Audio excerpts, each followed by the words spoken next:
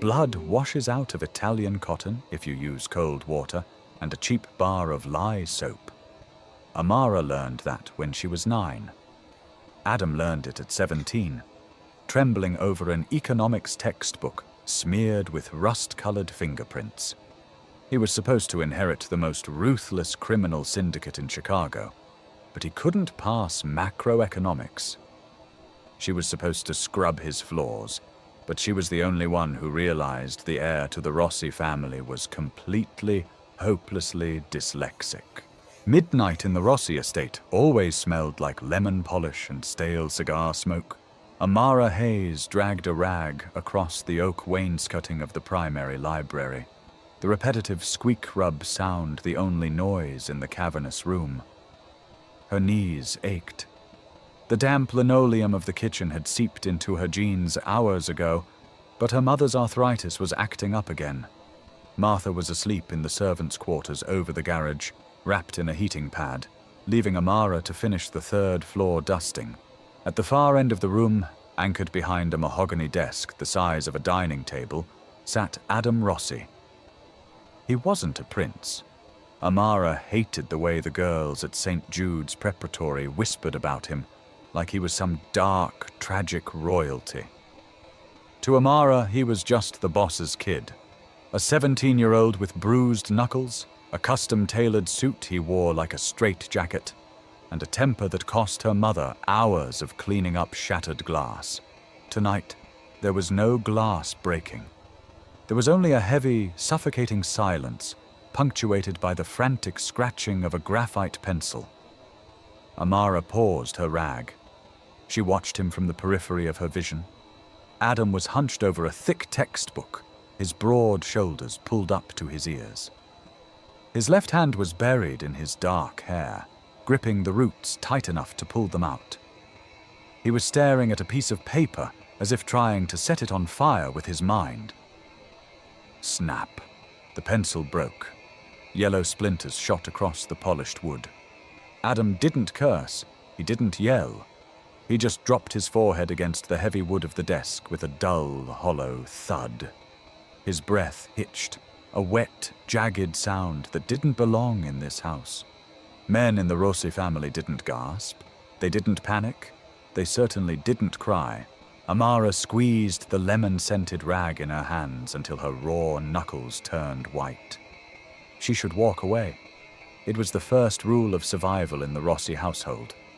Be furniture. Furniture doesn't see. Furniture doesn't hear. But she saw the crumpled piece of paper shoved to the corner of the desk. The red ink bled through the expensive parchment. It was a midterm exam. The number at the top was a 38. Charles Rossi, Adam's father, didn't tolerate 38 seconds. Charles was a man who measured worth in absolute numbers. Profit margins, bullet counts, loyalty percentages. If his only son and heir couldn't conquer a high school economics class, Charles wouldn't see a teenager struggling. He would see a liability, and the Rossi family disposed of liabilities. Adam picked up the broken half of the pencil, his hand shaking so violently the graphite rattled against the desk. He was trying to force himself to write. He was trying to brute force his way through a brain that wouldn't cooperate.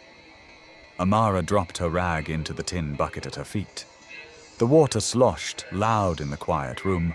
Adam's head snapped up. His eyes, usually a flat, deadened brown, were bloodshot and wide with cornered animal panic. He shoved the exam under a leather blotter in a single jerky motion. "What are you doing here?" His voice was gravelly, defensive. It sounded like a threat, but Amara could hear the tremor beneath it. "Dusting," she said, her voice flat. She wiped her damp hands on her jeans. "Get out. I need quiet." "It's pretty quiet," she pointed out, taking a step closer instead of retreating. The plush Persian rug absorbed the sound of her cheap sneakers. "Except for you breaking things. I told you to leave, Amara." He pushed his chair back. The leather squeaked.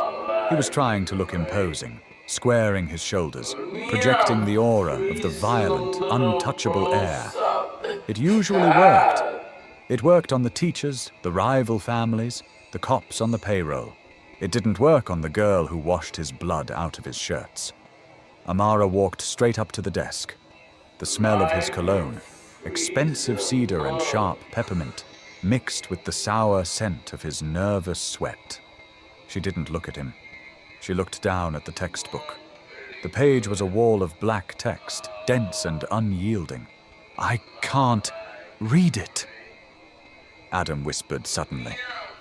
The confession spilled out of him like blood from an unbandaged wound. He looked horrified the second the words left his mouth, his jaw clenching tight. "I read the same paragraph 10 times. It doesn't stay still. The letters swap, the numbers flip. It's a goddamn joke." He waited for her to laugh, or pity him, or run to tell the other staff. Amara did none of those things. She reached into the front pocket of her faded flannel shirt. Amara pulled out a piece of translucent blue plastic. It was a cheap divider she had ripped out of a clearance bin binder 3 years ago. She slapped it flat onto the open page of the economics textbook. "Look at it now," she commanded. Adam stared at her, his jaw tight. "What the hell is this? Just read the top line through the plastic. Stop arguing." He glared at her, his chest heaving with lingering panic, but he dropped his gaze to the book. The harsh, blinding white of the glossy paper was muted by the deep blue. The stark contrast of the black letters softened. The glare died. Amara watched his eyes. For the past 20 minutes, they had been darting erratically, refusing to track in a straight line. Now they locked onto the first word. They moved to the second, the third, smoothly. The tension in his shoulders didn't evaporate. This wasn't a magic trick, but it shifted. The frantic, cornered energy settled into a heavy, confused stillness. The fundamental economic problem, Adam read aloud, his voice low, is the issue of scarcity. He stopped.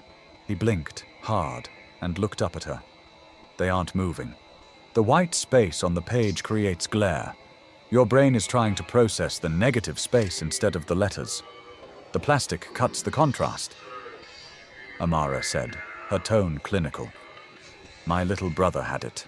Dyslexia. Scotopic sensitivity. Whatever you want to call it. He used to say the letters looked like bugs crawling on the page." "I don't have a disease," Adam snapped, his defensive instincts flaring instantly. He shoved the blue plastic away. "I'm just tired." "Okay." Amara picked up the plastic and slipped it back into her pocket. She turned around and walked back to her bucket. She picked up her rag. "Wait," Adam said. Amara didn't stop wringing out the rag. The lemon water splashed into the tin. "Wait for what? You're tired? I'm dusting. We're doing our jobs." "Give it back." "No." She turned to face him, leaning her hip against the heavy oak paneling. "Because if I give it to you, you'll hide it. You'll use it when no one's looking, but you won't know how to use it. You don't just need a piece of plastic, Adam. You don't know how to break down equations. You're memorizing shapes instead of understanding concepts. I saw your math homework in the trash last week." Adam stood up. He crossed the distance between them in 3 long strides. He was a foot taller than her, built like a middleweight boxer, all dense muscle and coiled aggression. He backed her against the wainscoting, his hands slamming into the wood on either side of her head.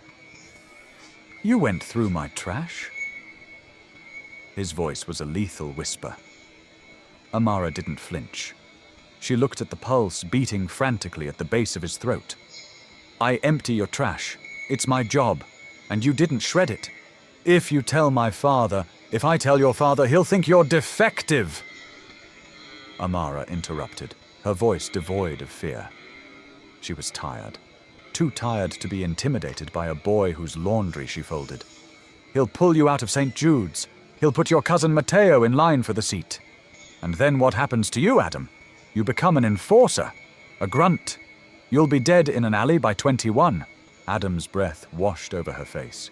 He smelled like peppermint and despair. His dark eyes searched hers, looking for a bluff, looking for leverage. He found nothing but exhausted, cynical honesty. "Why do you care?" he asked, the threat in his posture deflating slightly. "I don't," she lied smoothly. "But if you fail out, your father will be in a foul mood. When he's in a foul mood, he fires staff. If my mother gets fired, she loses her health insurance. We lose the apartment over the garage. I'm not going homeless because you're too proud to admit you can't read a pie chart." It was a transactional truth, the only kind of truth the Mafia understood. Adam slowly lowered his arms. He stepped back, running a hand over his face, smearing a streak of graphite across his cheekbone. He looked suddenly incredibly young and entirely broken. "The midterm is next Thursday," he muttered, staring at the floor. "I need a 90 to pass the class for the semester. I have a 38. Amara walked back to the desk. She pulled the blue plastic from her pocket and dropped it on the open textbook. "Sit down," she said. "We start with the vocabulary, and we don't write, we build." The arrangement became a ritual of shadows and silence. Every night at 1 a.m., Amara would carry her cleaning caddy to the third-floor library. She would lock the heavy double doors.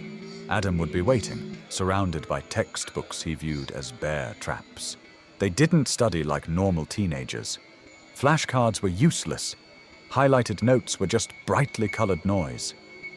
Amara tore the curriculum down to its studs and rebuilt it in the physical world. She used a deck of heavy casino playing cards to teach him probability and statistics. She used silver $half and copper pennies to map out macroeconomic structures, physically sliding the metal across the desk to show inflation and cash flow. When they tackled history, she made him pace the length of the room, assigning different corners to different eras, forcing his spatial memory to anchor the chronological timelines his brain couldn't process on paper. It was grueling. It was ugly. Sometimes, Adam would get so frustrated he would sweep the coins off the desk, sending them crashing into the shelves. Amara would simply cross her arms and wait until his breathing slowed, then point to the floor until he picked every single one up. But it was working. By the third night, the frantic panic in his eyes was replaced by a grim, exhausted focus. He was learning how his own brain functioned. He stopped trying to read sentences whole. He used the blue plastic to isolate words, tracing them with his finger, reading aloud in a low murmur to engage his auditory processing. It was 2:30 a.m. on a Tuesday when the heavy brass handle of the library doors rattled. Amara froze, a stack of poker chips halfway to the table. Adam stiffened, the color draining from his face so fast he looked corpse-like. "Unlock it," a voice boomed from the hallway. Charles Rossi. Amara moved purely on instinct. She swept the poker chips and the blue plastic overlay off the desk, dumping them into the soapy water of her cleaning bucket. She shoved the textbook under a stack of meaningless financial ledgers. In 2 seconds, she was on her hands and knees by the fireplace, scrubbing furiously at a non-existent soot stain on the marble hearth. Adam grabbed a pen, pulled a random ledger toward him, and arranged his face into a mask of bored concentration. A key turned in the lock. The double doors swung open, hitting the rubber stops with a heavy thud. Charles stepped into the room. He was a massive man, imposing even in a silk dressing gown. He carried the scent of wintergreen mints and gun oil, a chilling combination Amara had learned to associate with the days men went missing from the neighborhood. "Why is this door locked?" Charles demanded, his voice a low, rumbling earthquake. Draft from the hallway was blowing the papers pop. Adam said. His voice was steady. It was the voice of the air, cold, detached. Amara kept her head down, her brush moving in tight, rhythmic circles. Scrub, scrub, scrub. Don't look at the predator. Charles walked slowly towards the desk. His leather slippers made no sound. He stopped behind Adam, resting his heavy, calloused hands on his son's shoulders. Amara saw Adam's knuckles turn white where he gripped the pen, but he didn't flinch. Working late, Charles observed, his eyes scanning the desk. He didn't look at Amara. She was a fixture, a mop with a heartbeat. Reviewing the quarterly distributions, Adam lied smoothly, tapping the ledger. The numbers from the Southside docks look light. Charles hummed, a sound of vague approval. He squeezed Adam's shoulder. It wasn't an affectionate gesture. It was an assessment of muscle density. A check for weakness. Good. The school called today, Charles said. The temperature in the room plummeted. Amara's brush caught on the grout. She forced herself to keep moving it. Headmaster says you've been skipping the study halls, Charles continued, his fingers digging into Adam's trapezius muscle. Says your economics grade is a concern. The headmaster is a nervous old woman, Adam said, his tone dripping with practiced arrogance. I'm handling it. The midterm is Thursday. I'll ace it. You better, Charles whispered, leaning down so his mouth was near Adam's ear. You know how I feel about failure, Adam. We don't employ stupid men, and we certainly don't let them run the family. Don't embarrass me. I won't. Charles patted Adam's cheek. 2 sharp, stinging slaps. Then he turned and walked out. The doors clicked shut behind him.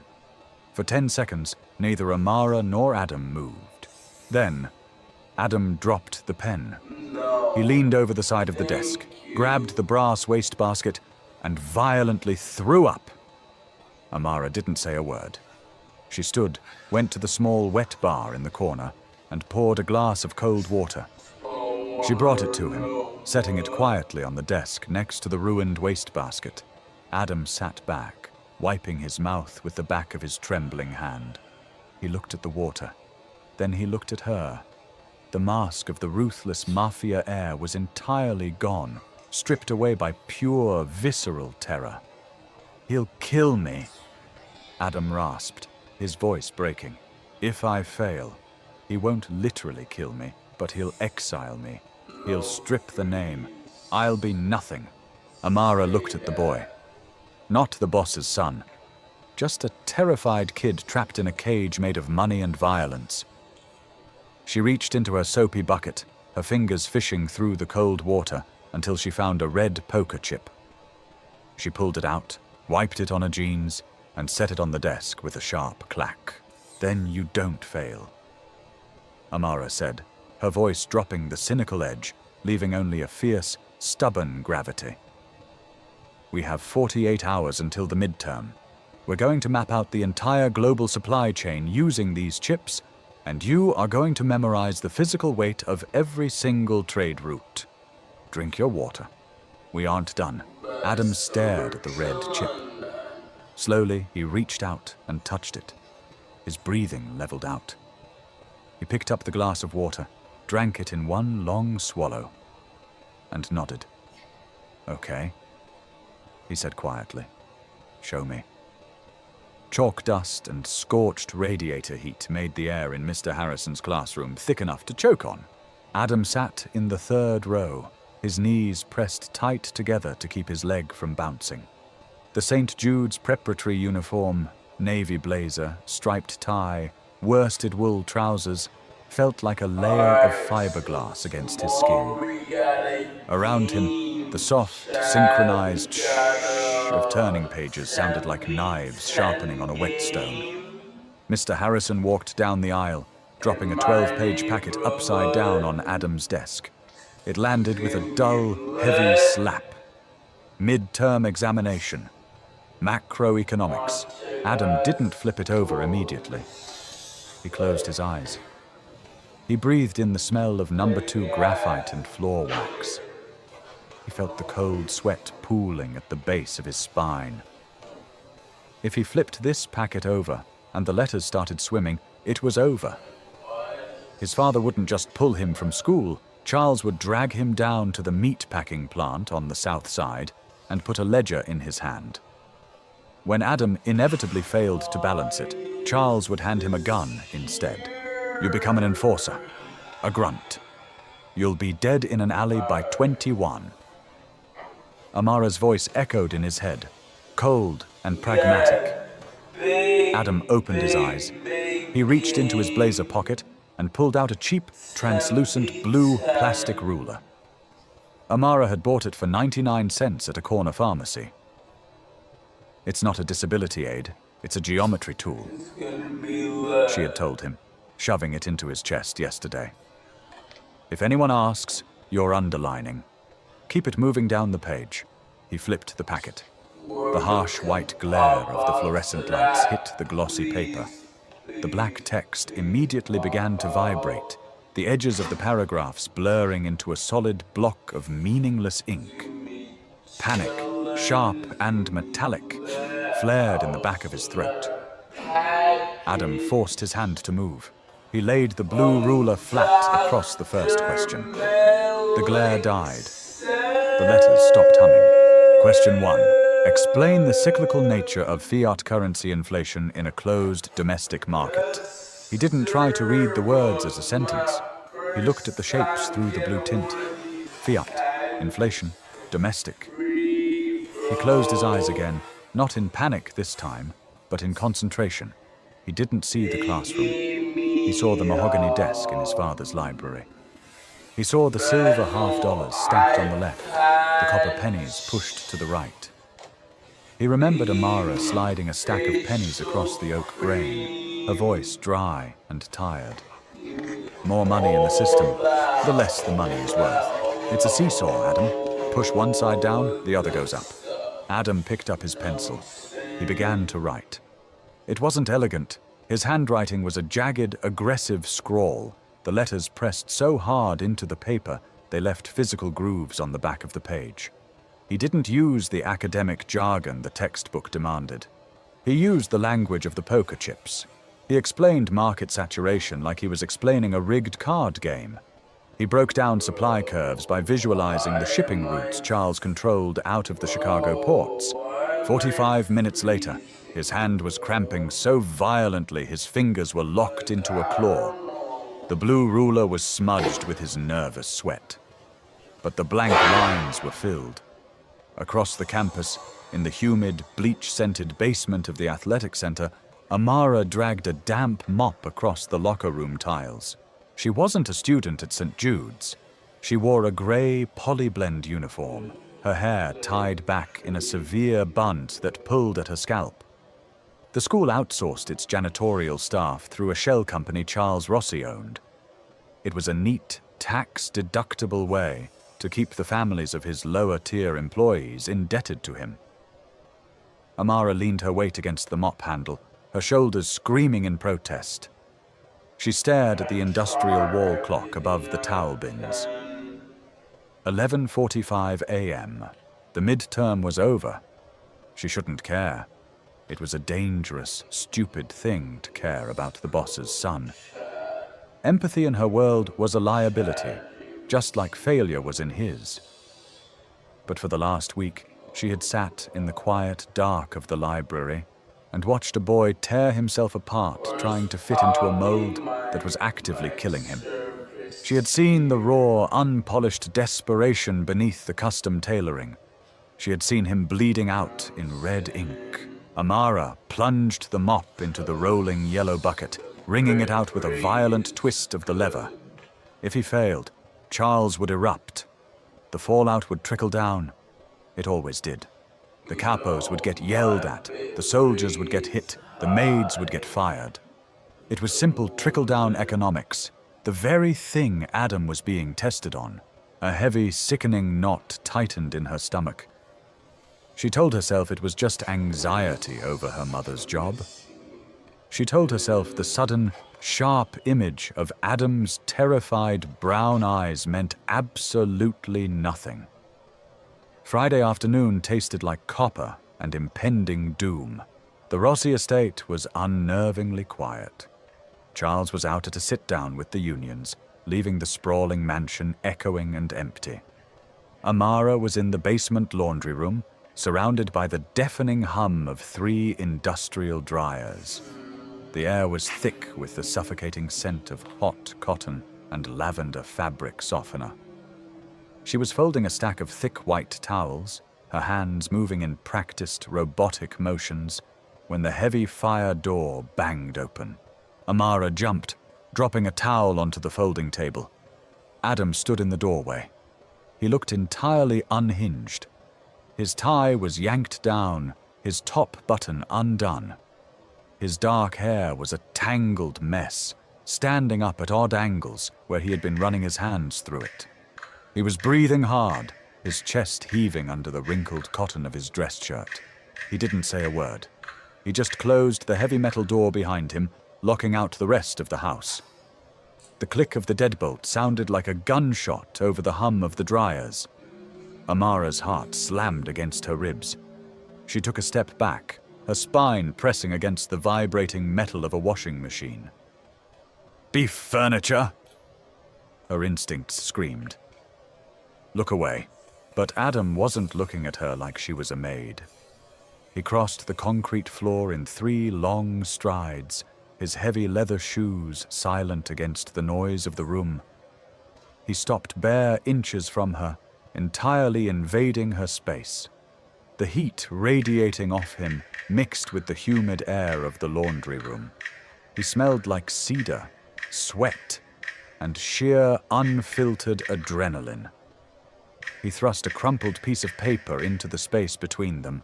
Amara looked down. Her eyes struggled to focus on the jagged handwriting. At the top of the page, circled heavily in red ink, was a number. Amara stopped breathing. She stared at the 9 and the 1. The red ink didn't look like blood today. It looked like a lifeline. "I passed." Adam's voice was a ragged whisper, completely stripped of its usual arrogant drawl. He sounded like a drowning man who had just touched solid ground. "I passed the class." Amara looked up from the paper. Her eyes met his. The flat, deadened brown was gone, replaced by a chaotic, burning intensity. He wasn't smiling.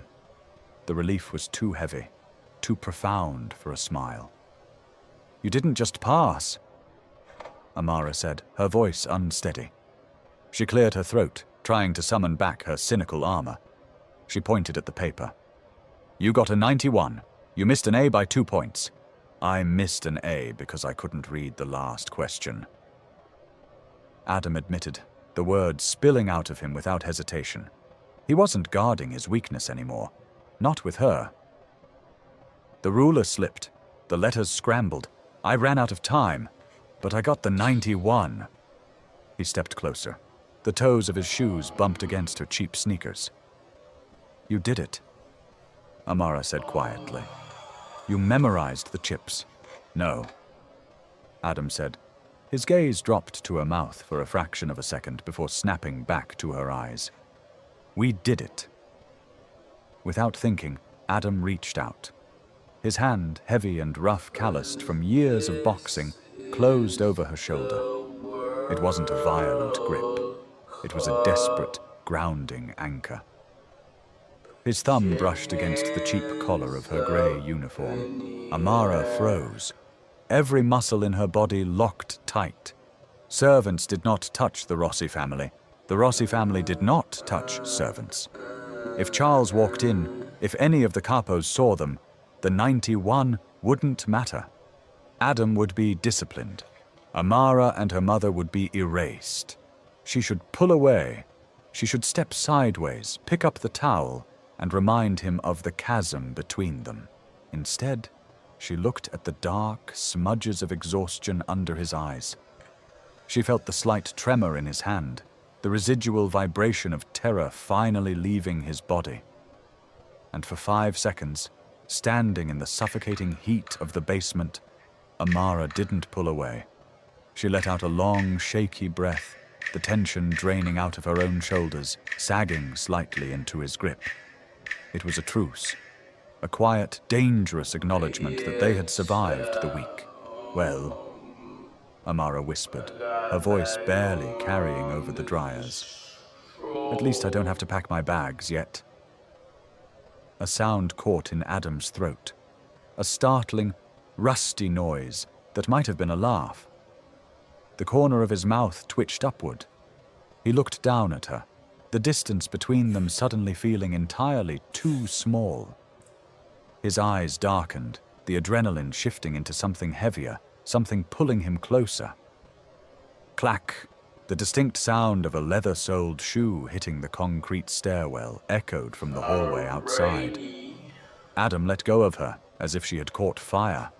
He took 2 massive steps backward, his face instantly hardening into a mask of cold indifference. The chaotic human boy vanished, replaced by the lethal air. Amara whipped around, snatching the towel off the table and snapping it open with a sharp crack, burying her shaking hands in the white terry cloth. The fire door swung open. Matteo Rossi stood in the doorway. He was 19, built like a fire hydrant, with slicked back hair and eyes that constantly scanned rooms for weakness.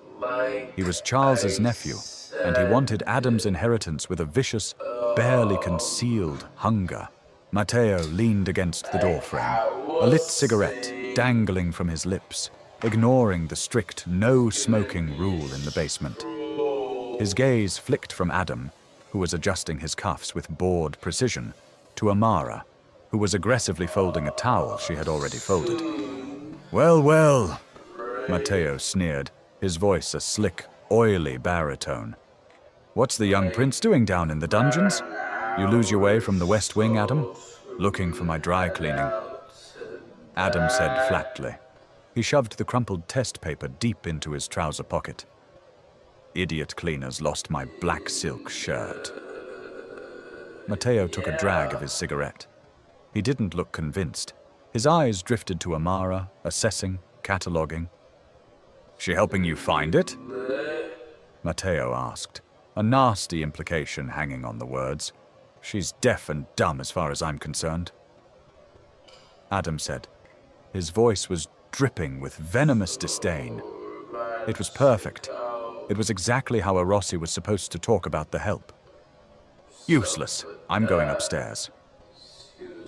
Adam walked past his cousin, his shoulder purposefully clipping Matteo's as he exited the room. Matteo stayed in the doorway for a long moment. He flicked a clump of grey ash onto the freshly mopped concrete floor. He looked at Amara, a slow, predatory smirk spreading across his face. "He's a volatile one, isn't he, sweetie?" Matteo murmured. "Better watch your step around him. Things break when Adam gets frustrated." Matteo turned and followed Adam up the stairs. Amara stood alone in the deafening noise of the laundry room. She stared at the grey ash staining the clean floor. She lifted her hand and touched her own shoulder, right where Adam's thumb had brushed her collar. Her skin was burning. Frost coated the rim of the industrial kitchen dumpster like crushed glass. It was Tuesday, 3 days after the midterm, and the Chicago wind was slicing through the alley with a bitter, damp bite. Amara heaved a black trash bag over the metal lip. It hit the bottom with a wet, heavy thud. She stepped back, burying her raw hands deep into the pockets of her oversized denim jacket, shivering as the stench of rotting coffee grounds and sour bleach hit the freezing air. "You should wear gloves." Amara spun around, her boots sliding on a patch of black ice. Adam stood in the shadows of the brick overhang. He was wearing a charcoal wool overcoat that probably cost more than her mother's annual salary. The collar turned up against the wind. A glowing cigarette ember hung between his fingers. He looked like he belonged on a movie poster, but his posture was all wrong. Stiff, hovering, strangely uncertain. "You scared the hell out of me," Amara snapped. Her heart was hammering against her ribs, a Pavlovian response to seeing a Rossi in the dark. Adam didn't apologize. Apologies weren't in his vocabulary. He took a drag of his cigarette, exhaled a thick cloud of white smoke into the freezing night, and stepped out of the shadows. "I've been waiting out here for 20 minutes, he said, his voice rough. "Why? Did you forget how doors work?" He ignored the sarcasm. He reached into his overcoat pocket and pulled out a thick white envelope. He held it out to her. The wind caught the edge of the paper, making it flutter. Amara looked at the envelope. She didn't move her hands from her pockets. "What is that?" "It's $5,000, Adam said.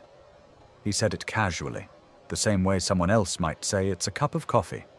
"In hundreds. Untraceable." Amara stared at the white rectangle. The ambient light from the kitchen windows painted a dull yellow streak across the snow between them. "Why are you giving me $5,000? She asked, her voice completely flat. Adam shifted his weight, looking suddenly irritated that she wasn't snatching it from his grip. "Because you saved my ass. My father saw the midterm grade. He bought me a new Rolex and gave me control of the South Side collections for the month. It's my cut. I'm giving you a cut."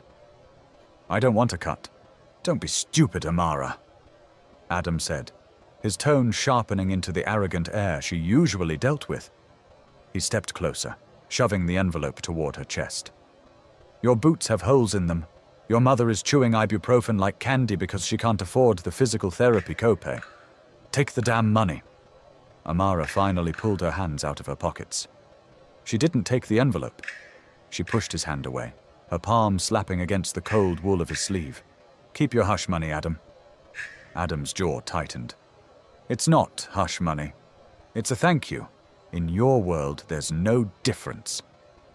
Amara shot back, her voice rising over the wind. She stepped into his space, tilting her head up to glare at him. "You give envelopes of cash to the beat cops so they look the other way.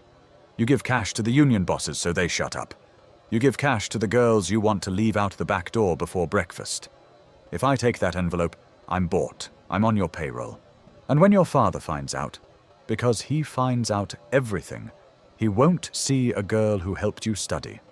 He'll see an extortionist." Adam stared down at her. The glowing cherry of his cigarette burned close to his knuckles, but he didn't seem to feel it. "I wouldn't let him touch you," he said. The words came out low, dangerous, and entirely instinctual. Amara let out a harsh, bitter laugh. "You can't even read a menu without breaking into a cold sweat, Adam. Don't play the mob boss with me. You can't protect me from Charles. You can barely protect yourself."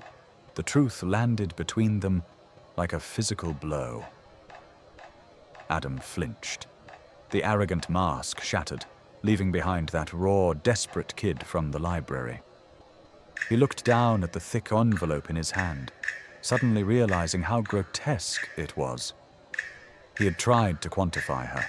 He had tried to pay off the only person who had looked at him and seen a human being instead of a weapon.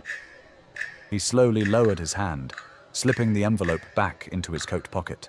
"I don't know how to do this," Adam admitted, the gravel in his voice scraping against the quiet alley. He dropped his cigarette and crushed it beneath his leather heel.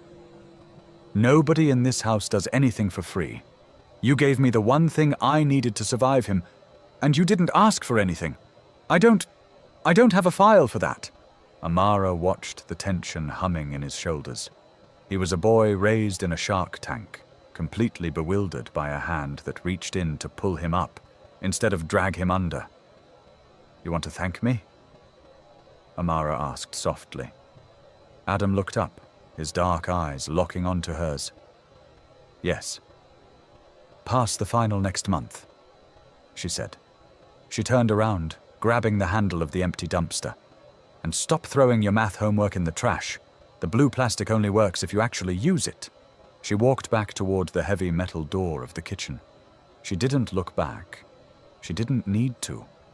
She could feel his eyes on her spine, heavy and burning, all the way until the door clicked shut. Sunday dinners at the Rossi estate tasted like veal marsala and unspoken threats. The dining room was a suffocating display of wealth. Heavy velvet curtains blocked out the Chicago skyline, trapping the heat of the roaring fireplace and the cloying scent of garlic, roasting meats, and Charles's expensive cologne. 15 men sat around the 30-foot mahogany table. Capos, lieutenants, and family. Amara stood in the corner, her back perfectly straight, holding a silver tray with a crystal pitcher of ice water. The stiff, starched collar of her serving uniform dug into her neck. Beef furniture. She watched the table through lowered eyelashes. Charles sat at the head, holding court, dissecting a piece of veal with surgical precision. Adam sat to his right.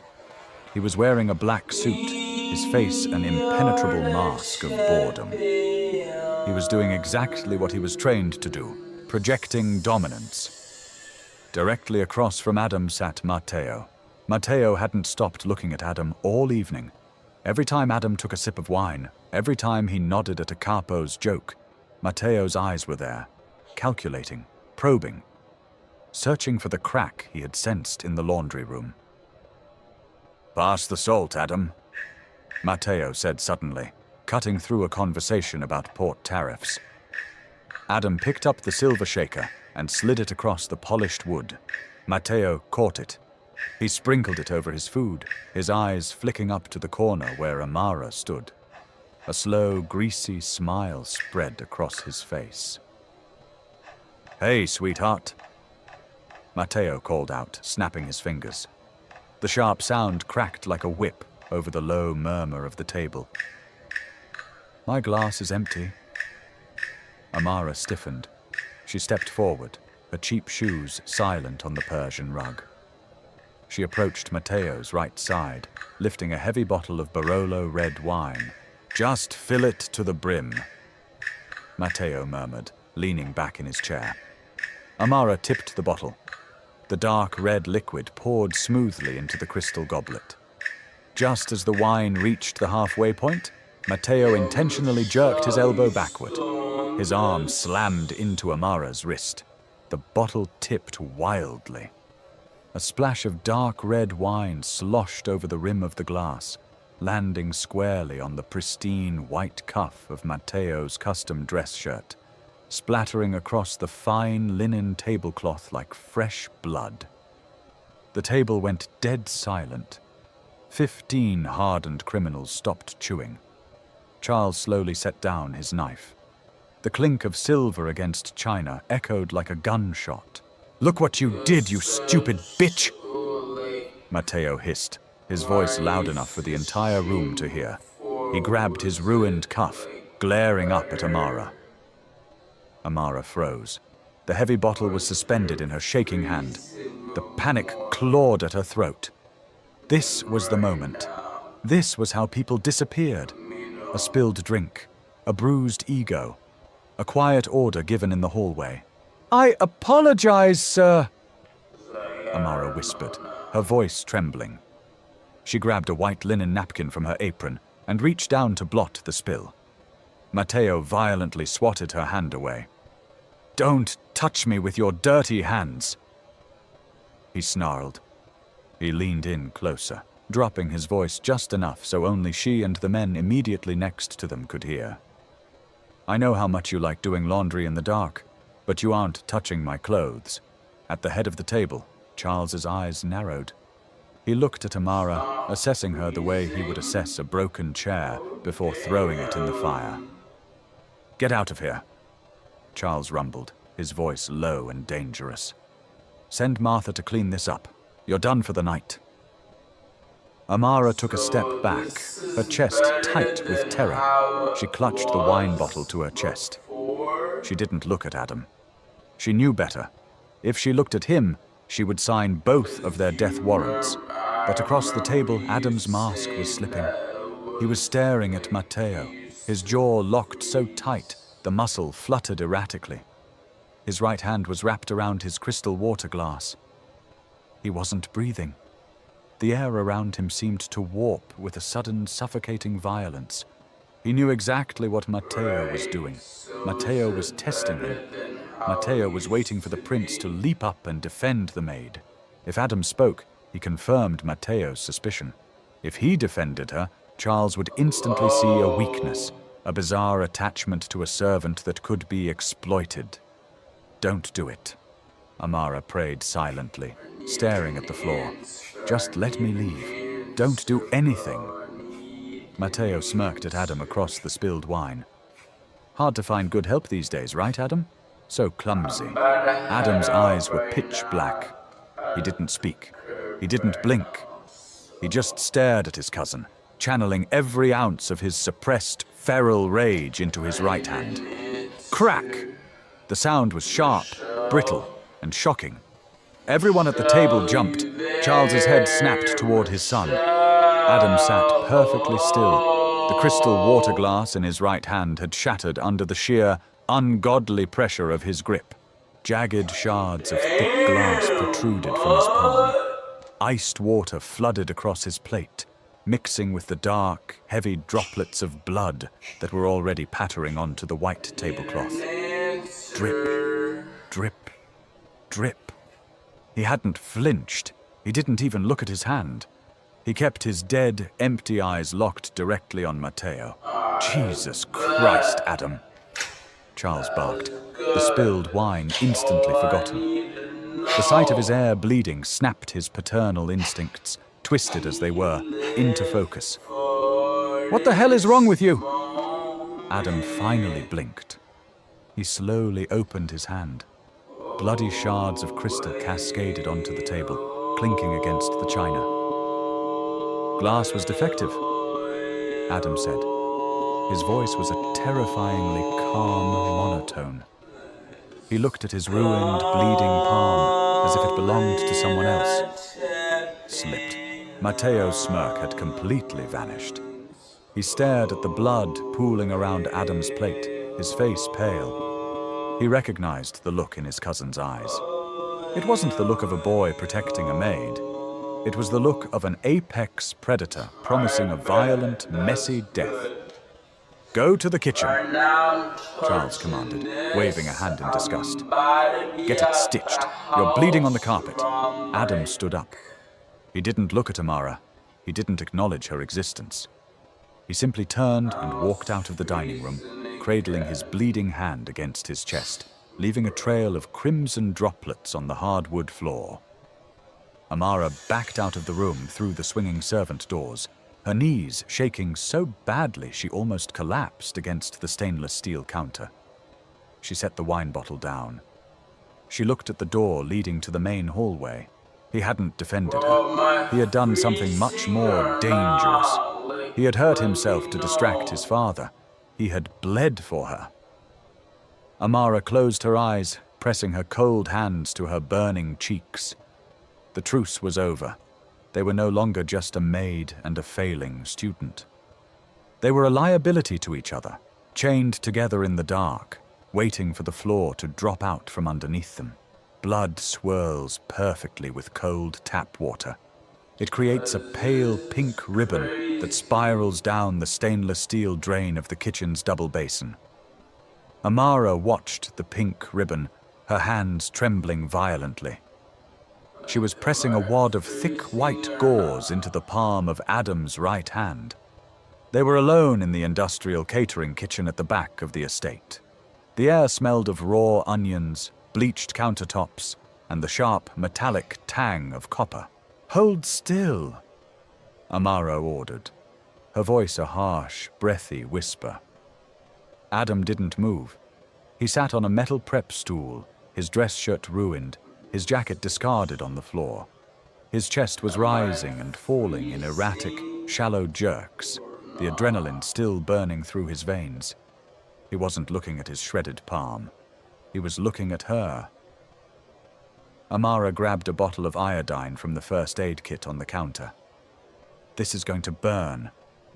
She poured it directly over the open lacerations. Adam's jaw locked. A sharp hiss escaped his teeth, his knuckles turning white as his left hand gripped the edge of the steel table, but he didn't pull away. He just kept his dark, heavy gaze anchored to her face. You're a lunatic, Amara said, taking a pair of sanitized tweezers and leaning over his hand. Her fingers were slick with his blood. You could have severed a tendon. You could have lost the use of your fingers. I distracted him, Adam stated. His voice was completely devoid of its usual arrogant armor. It was flat and hollow. You terrified him. You terrified your father. Amara dug the tweezers into a deep cut near his thumb, pulling out a jagged quarter-inch shard of crystal. It clinked against the steel counter. And you terrified me. I had to stop him. Adam shifted on the stool, closing the small distance between them. His knees bracketed her hips. If I let him humiliate you, he would have kept going. If I defended you with words, my father would have seen you as a piece on the board. You would have been leverage. You would have been dead. Amara stopped digging for glass. She looked up. His face was inches from hers. The mask of the untouchable Mafia prince was entirely gone, stripped away by pain and pure, desperate honesty. He looked like a cornered animal who had just chewed off its own leg to escape a trap. He was shivering, the shock of the injury finally settling into his muscles. You can't do things like this, Amara whispered, the cynical, pragmatic shell she wore every day finally cracking down the middle. You can't bleed for me, Adam. We don't live in a world where the boss's son bleeds for the maid. You're going to get us both killed. I'm already dead in this house.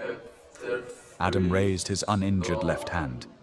He didn't grab her arm or her shoulder. He gently, hesitantly cupped her jaw. His thumb brushed over her cheekbone. His skin was freezing cold. Every day I wake up in this place, I have to pretend I'm not drowning, Adam said, his voice cracking, entirely stripped of pride. I have to pretend I can read the ledgers. I have to pretend I don't feel sick when my father orders a hit. I have to pretend I'm a monster, or they'll eat me alive. You're the only thing in this entire godforsaken estate that is real. Amara's breath hitched. She should step back. She should drop the tweezers, walk out of the kitchen, and pack her bags. She didn't. Adam leaned down. It wasn't a smooth, practiced movement. It was clumsy and desperate. His lips crashed into hers. He tasted like expensive wine, stale adrenaline, and terror. Amara let out a soft, involuntary gasp, her hands flying up to grip the lapels of his ruined shirt. She didn't push him away. She pulled him in, her fingers digging into the expensive, blood-soaked cotton. The kiss was messy, desperate, and entirely inappropriate. It was two people suffocating in the dark, violently sharing a single breath of air. Adam groaned, a low, guttural sound in the back of his throat. He wrapped his good arm tightly around her waist, pulling her flush against his chest, anchoring her against him, as if she were the only solid object in a spinning room. The cold metal of the prep table dug into Amara's spine, but she didn't care. She kissed him back with all the suppressed fear and exhaustion of the last month, her hands tangling in his dark, messy hair. For 30 seconds, there was no Mafia. There was no midterm. There was no Charles. Then, the heavy hum of the commercial refrigerator kicked on with a deafening clunk. Amara jerked back, gasping for air. Her lips were swollen, her heart hammering against her ribs like a trapped bird. Adam kept his arms securely around her waist, his forehead dropping to rest heavily against hers. He was breathing just as hard, his eyes squeezed shut. "Adam," Amara whispered, her voice shaking. She pressed her hands flat against his chest, feeling the frantic, chaotic beat of his heart under the damp cotton. "We can't. Matteo knows something is wrong. If he digs, he'll find out about the studying. He'll find out about this. Let him dig," Adam rasped, opening his eyes. The vulnerability was slowly being replaced by a cold, hardened resolve. It was the same look he had right before he shattered the glass. "I've spent 17 years being afraid of my own shadow in this family. I'm done." Amara looked at his bleeding hand, then back to his eyes. She realized, with a sickening drop in her stomach, what she had done. She hadn't just taught him how to pass an economics test. She had taught him how to leverage his own strength. She had handed a loaded gun to a boy who had spent his entire life being the target. "Finish patching my hand," Adam commanded quietly, stepping back and resting his right arm on the table. The air was back, but the deadness in his eyes was gone. Now there was a fire burning behind them. "I have to go to my father's office." "Why?" Amara asked, grabbing a roll of medical tape, her hands shaking worse than before. Adam stared at the swinging doors of the kitchen. "Because we have a final exam to pass, and the subject is supply and demand." Charles Rossi's primary office smelled like old leather, cigar ash, and gunpowder. Amara stood near the heavy oak doors, flanked by two massive men in dark suits. They had pulled her from the laundry room 10 minutes ago. Her mother was upstairs, completely oblivious. Amara's grey uniform felt like a prison jumpsuit. Her throat was bone dry. At the center of the room, behind an immense desk, sat Charles. To Charles's right stood Matteo. He was practically vibrating with smug, vicious triumph. He held a lit cigarette, completely ignoring the ash that fell onto the Persian rug. And directly in front of the desk, standing perfectly straight despite the thick white bandages wrapping his right hand, was Adam. On the polished mahogany of Charles's desk lay the blue plastic ruler and a handful of red casino poker chips. Matteo had tossed Adam's bedroom. He had found the tools. He had done the math. "He's defective, Uncle Charles," Matteo said, his voice slick with poison. He pointed a finger at Adam. "He can't even read his own mail. He uses these little toys like a first grader. And worse, he's got the maid doing his homework for him. He's a liability. You put him in the chair, the other families will laugh us out of Chicago." Charles didn't look at Matteo. He stared at his son. His eyes were entirely unreadable, twin black holes absorbing all the light in the room. "Is this true?" Charles asked. His voice wasn't a yell. It was a low, rumbling seismic event. Amara braced herself against the wall. This was it. The floor was opening up. Adam was going to be exiled, and she was going to be buried under the foundation of the house. Adam didn't flinch. He didn't look at Amara. He kept his eyes locked on his father. "I have a neurological processing delay," Adam said, his voice cool, level, and utterly devoid of shame. "Letters transpose on a white background. It slows down my reading comprehension." Matteo let out a sharp, barking laugh. "He admits it. The heir is a goddamn cripple." "Shut your mouth, Matteo," Charles snapped, silencing the room instantly. Charles leaned forward, resting his heavy forearms on the desk. He looked at the blue plastic. "You're telling me you can't read the family ledgers, Adam? I'm telling you I read them differently," Adam corrected, stepping up to the desk. He reached out with his left hand, picked up the blue ruler, and held it up to the light. "I don't skim, Pop, because I can't. I have to look at every single number. I have to physically break down the math, which is why I found the margin of error in the South Side shipping logs." Matteo's arrogant smile instantly vanished. He stiffened, the cigarette freezing halfway to his mouth. Amara's breath caught. She watched Adam's shoulders. The tension wasn't fear anymore. It was pure, coiled, predatory energy. "What margin of error?" Charles asked, his voice dropping an octave, instantly switching from father to mob boss. Adam reached into his inside jacket pocket with his left hand. He pulled out a folded piece of paper. Not a school exam. A Rossi family cargo ledger. He tossed it onto the desk. "Matteo has been skimming the tariffs off the import containers for 6 months," Adam stated, his voice ringing with cold authority. "He hides it by inflating the domestic fuel costs on page 4 of the weekly report. Nobody caught it because everybody skims the report. But I don't skim. I process it line by line. He's stolen $300,000 from you since August. The silence in the office was deafening. It felt like all the oxygen had been sucked out through the air vents. Matteo dropped his cigarette. It burned into the rug. He's lying, Uncle Charles. He's a desperate idiot trying to cover his own ass. Quiet, Charles commanded. Charles picked up the ledger. He didn't need the blue plastic. He read the numbers. He flipped the page. He traced a line with his thick, calloused finger. Amara watched Charles's face.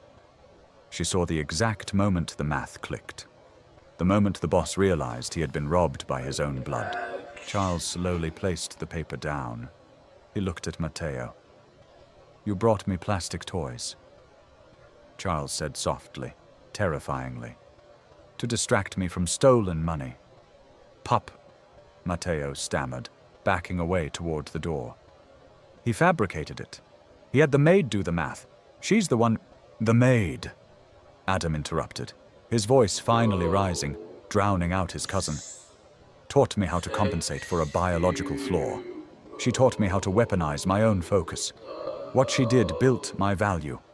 What you did stole from this family." Adam stepped forward, planting his hands on the desk, leaning directly into his father's space. He wasn't the failing student anymore. He was the heir taking the crown. "You want a ruthless successor, Pop?" Adam demanded, his eyes burning into Charles's. "Then look at the board. Matteo is a thief who relies on cheap gossip. I am the son who just recovered $350,000 and proved I don't miss a single detail in a ledger. I don't care if I have to read the documents through blue plastic. I read them better than anyone in this room." Charles stared at his son. For 10 agonizing seconds, the mob boss simply observed the boy he thought was weak. He looked at the bloody bandages. He looked at the cold, unyielding fire in Adam's eyes. He looked at a predator who had finally learned how to hunt. Slowly, Charles leaned back in his leather chair. A grim, terrifying shadow of a smile touched the corners of his mouth. "Take Matteo to the warehouse," Charles said quietly, not looking away from Adam. The 2 guards standing next to Amara moved instantly. They grabbed Matteo by the arms. "Uncle Charles, wait! Wait!" Matteo screamed, thrashing wildly as they dragged him backward. His heels scraped against the hardwood. "Adam's a freak! You can't trust him! He's—" The heavy oak doors slammed shut, cutting off the screams. The room fell deadly silent again. Charles picked up the blue plastic ruler. He studied it for a moment, then tossed it back across the desk toward Adam. "Next time you find a rat in my house," Charles said, his voice returning to its casual, rumbling cadence, "you don't wait for him to bring me your school supplies. You handle it yourself. Understood?" "Understood," Adam said flatly. "Get out." Adam picked up the blue plastic. He turned around. He walked past the empty space where Matteo had stood, and he walked straight toward Amara. He didn't grab her. He didn't say a word. He just stopped in front of her, the massive oak doors behind him. He looked down at her, his chest heaving, the adrenaline slowly ebbing away, leaving behind the exhausted, battered boy she knew in the dark. "Come on," Adam said softly. His voice meant only for her. Amara pushed off the wall. Her legs felt like lead, but she followed him. They walked out of the office together, leaving the heavy scent of cigars and blood behind them. They didn't run away. They didn't pack bags and escape into the night like a fairy tale. That wasn't their world. Later that night, in the quiet, lemon-scented sanctuary of the third-floor library, Amara sat behind the massive mahogany desk. She slid a stack of red poker chips across the wood. Adam sat across from her. He looked at the chips through the blue plastic overlay. His bandaged hand rested on the textbook. They were trapped in a violent, unforgiving empire. But as Adam looked up from the page, his dark eyes meeting hers with a quiet, unshakable certainty, Amara realized something fundamental. He wasn't failing anymore. And neither was she. They were just writing their own rules, one red chip at a time. Did you hold your breath when Adam shattered the glass? That's the real cost of survival in the Rossi family. Adam and Amara didn't run. They flipped the game and took the power. If you loved this dark, high-stakes Mafia romance, smash that like button and subscribe to the channel right now. Don't forget to turn on notifications so you never miss a gritty story. Share this video with your friends who love enemies to lovers, tension, and brilliant twists. Drop a comment below. What was your favorite moment of Adam protecting Amara? Let us know.